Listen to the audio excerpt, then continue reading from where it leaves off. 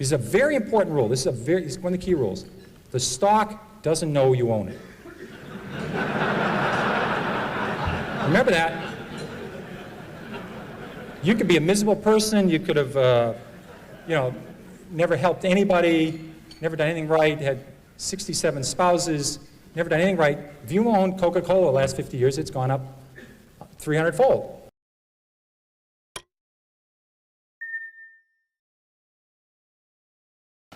Now, what I'd like to talk about is what I call the 10 most dangerous things people say about stocks.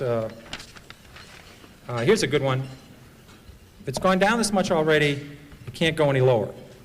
I remember when Polaroid went from 140 to about 107, and people said, if you ever get Polaroid under 100, you've got to buy it. You just back up the truck, buy the stock. Stock you get to 110, then rally, fall 103, you go 112, go 105. They said, gets under 100, buy Polaroid. Polaroid broke 100, people started buying it, and within 9 months, the stock was 18. I saw the same thing with Avon Products. So just saying, it's gone down this far, how much lower? I mean, it's crazy, but, it can keep going. In fact, I tried this out. Kaiser Industries, I was a new analyst at Fidelity, and we were about to buy the biggest block ever at Kaiser Industries. The stock had gone from 29 to 17. We're about to buy the largest block ever in the history of the American Stock Exchange. We bought, 10 or 15 million shares. At 15 3/4, I said, my God, the stock's gone from 29 to 17. How much lower can it go? So we bought this enormous block at 15 3/4.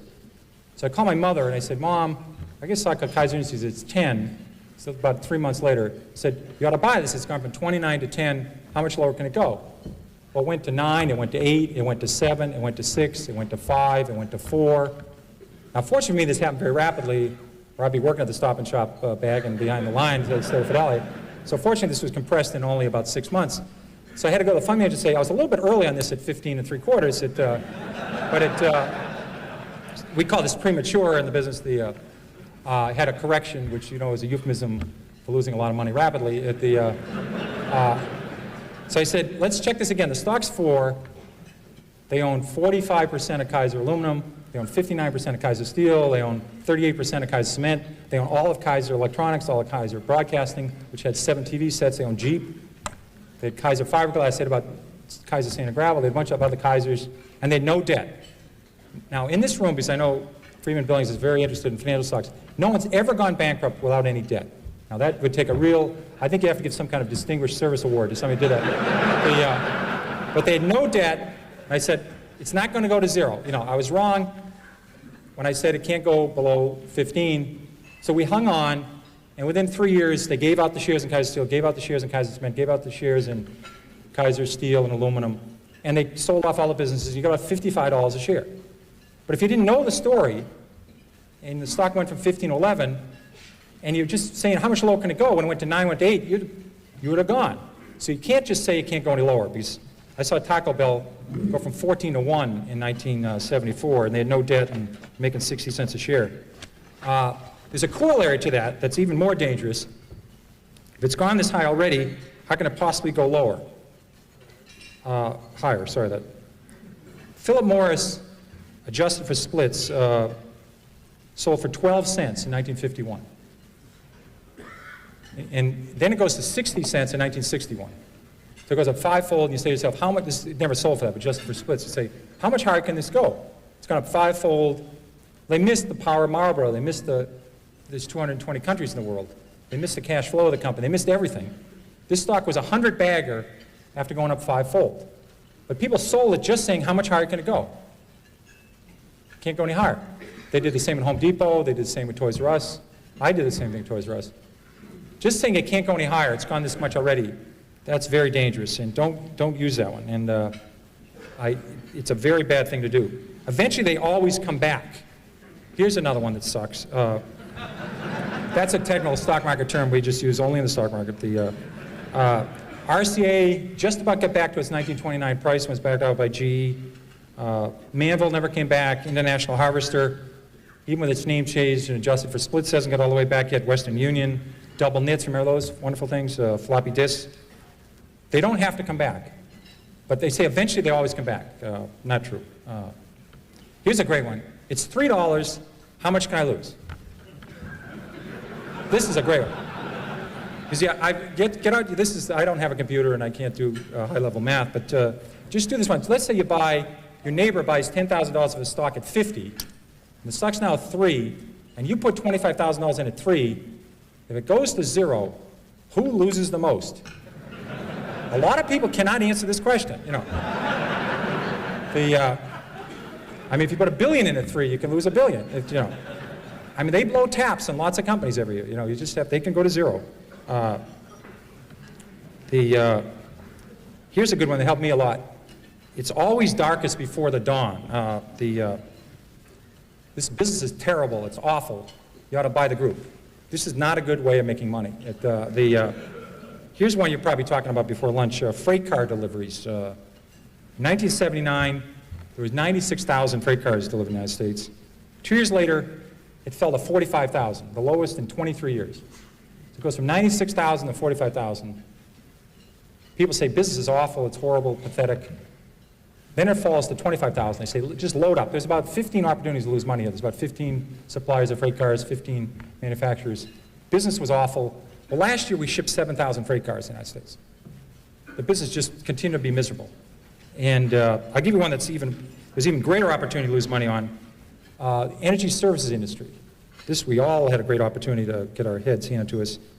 In 1982, there was 11,000 of those oil rigs drilling those holes all over Oklahoma and Texas and Colorado.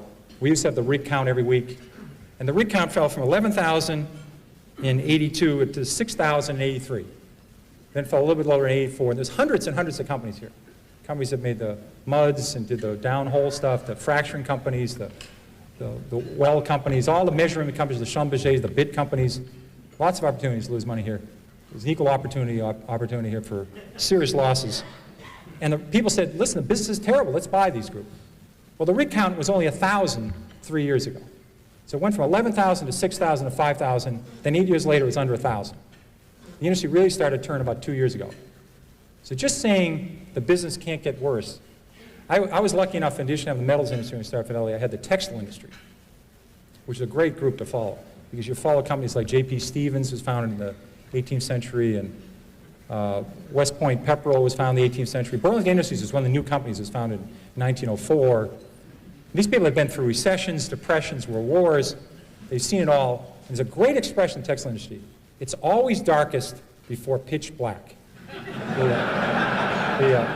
Now that's a good one to remember, because when business is terrible, it can get considerably terrible. It can get terrible to the power of 6. And I love those numbers on freight car deliveries. You ever watch, I love the show Jeopardy. You ever watch Jeopardy and people come out, they will know those numbers. Remember, they'll know the numbers. And they'll know, you know, what country Box took his first vacation in, and they'll know Phil Rizzuto's batting average and what his wife's first name was, and they'll know the stock symbols of Xerox before it was Haloid, or, you know, they know everything. And you watch the show, and you feel like an absolute idiot watching the show, because they answer all these questions. But they're really smart. I've owned this stock before, King World. Right after it, they show Wheel of Fortune. And what happens is they'll have this word up there, and it'll be TH, and there's a T, and it says, I buy a vowel here, I buy a U, you know, buy an I, and you know, Vanna spins the wheel, and they buy the A, and, you know, you're redeemed by watching the Wheel of Fortune after feeling like an absolute jerk on the Jeopardy game, and it's really smart. When I rebound to 10, I'll sell. Here's a great rule. Somebody buys a stock at 10, and it falls to 6. They say, if it gets back to 10, I'll sell. Now, I think the math, 4 and 6, I can handle this level math. I think that's about a 66% return. You ought to buy it. If you think it's going back to 10, you ought to buy the hell out of the damn thing. But they think if it gets back to 10, I'll sell. Now, what you ought to do is never put down a round number, because I think for the next 26 years, this stock will go between 5 and 9 1/4. It'll never get to 10. So maybe put 9 1/8 or 8 3/4. But just saying the stock, if it gets back what I paid for it, this is a very important rule. This is one of the key rules. The stock doesn't know you own it. Remember that. You could be a miserable person. You could have, you know, never helped anybody, never done anything right, had 67 spouses, never done anything right. If you own Coca-Cola the last 50 years, it's gone up 300-fold. You could be the greatest human in the world, help Special Olympics, help the mentally challenged, help poor people, help AIDS people. If you own Bethlehem Steel, it's lower than it was 30 years ago. It's not your fault. Don't take this personal, you know. But people treat stocks sometimes like their grandchildren or a puppy. I mean, they think the stock knows who you are. You know, it's, you know, it doesn't work that way. Let me worry, I own conservative stocks. I don't have to worry, I own conservative stocks. I remember when Con Ed fell 80%, then tripled. Public Service Indiana went down 90%, Gulf States Utilities, Long Island Lighting. This may be an oxymoron. We had Quality Texas Banks that went to zero. We had Quality New England Banks that went to zero. These were companies that have been around for 150 years, 120 years. Saying I own conservative stocks, I don't have to worry. I've seen a lot of people, they'll inherit a stock from somebody. They'll say, you know, my mother said on her deathbed, don't sell the Long Island Lighting. You know, you always wondered, you know, she's going to heaven, or hopefully where she's going to heaven. You know, they talk about a Little League game or a vacation or a game of hearts they had, or imagine talking on your deathbed about Long Island Lighting. And you say, well, you know, but you get these stories all the time. And I think your mother would have noticed, she wouldn't have sold at 29, but she would have noticed they had this little plant that was about $6 billion over budget, no one wanted it, and wasn't working, and Long Island stopped growing. So maybe she would have turfed it at 22 or got out at 18. She wouldn't have let it go to 4. You know, so just because you inherit some stock and it's so-called conservative, like Eastman Kodak fell 75%, IBM fell 75%, don't tell anybody you own a conservative stock. Companies are very dynamic. I don't buy that argument. Here's a very dangerous one. Look at all the money I've lost. I didn't buy it.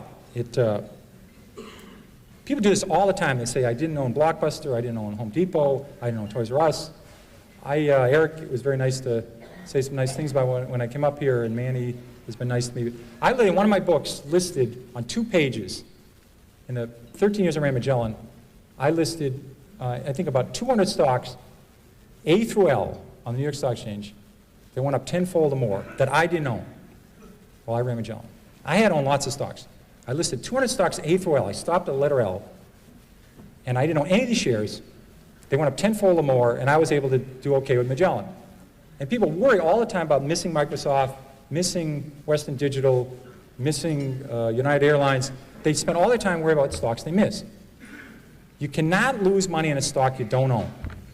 That's a very important. The only way to lose money is buy a stock, have it go down, and sell it. That's the only way. And I swear that people, their spouse has to cut out the newspaper in the morning, cut out the C's, and the person will look at the Amazon. Oh my God, Microsoft's up 3. You know, I was going to buy 1,000 shares of Microsoft. I lost 3,000 of Microsoft last night while I was sleeping. You know, I was going to buy 7,000 shares of National Semiconductor at 10. It's now 17. I just lost $49,000 on National Semiconductor. They do this all the time. They have to cut holes. Thank God Blockbuster finally went away, because that was early in the alphabet. People would always be looking how much they lost on Blockbuster. I missed that one. I'll catch the next one. That usually does not work. Toys R Us, there was a lot of copycats of Toys R Us. There was Child World, there was Lionel, there was copycats of Home Depot. Buying the next of something usually doesn't work. It's very bad. It's like buying on dips. I think it's always better to buy from dips. I always thought it was a better rule than buy on dips. You may have to explain this to some other people. This is another technical term you may have to explain after hours what a dip is. I usually refer to it as plurals, dips. I never heard dip. You know, he's a dip, she's a dip. They usually only the plural tense for it. And it's a gender non-specific. It's usually plural. Dip is never used.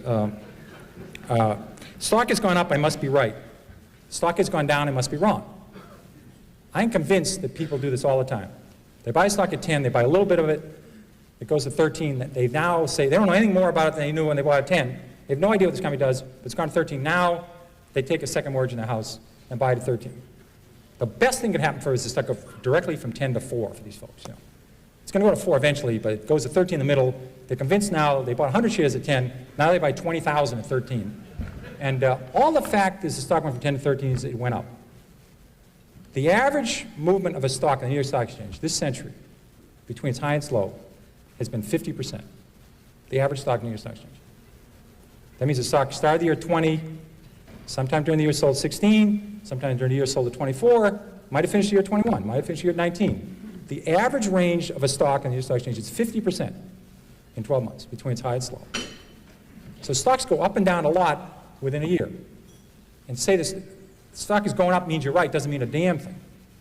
So don't buy often on that one. That is not a good one. Avoid long shots. These are the companies that, we have this very technical term for this called whisper stocks. Everybody familiar with whisper stocks? They're great. Somebody call you up and they'll say, hi Pierre, how's Carolyn? How's Beth doing? How's Annie? How's Mary? Have you played any golf? And then they'll say, I want to talk to you about international blivet. And the next, they'll get one of those, they'll get a shorter term in those places where they have Nordic tracks and they put them away and they don't have to make big rocks into small rocks. They just watch movies and they have Nordic tracks, but they will not get these people if they whisper into the phone. And these are always these long shots. You know, these are the stocks that are going to grow hair and make your kid have better spelling and your breath's going to improve and you won't have to iron your pants. I mean, it's one of those stocks and they always do everything for you. But they're missing, they don't have any sales yet. You know, that's the missing element to the story. The story is sensational. There's no profits here, no sales yet, but my God, if this works, it's going to be the next Xerox, you know, and it's going to help Murr and space and everything. You know, it's a very, very good deal. Now, this is not a long shot. This is a no shot.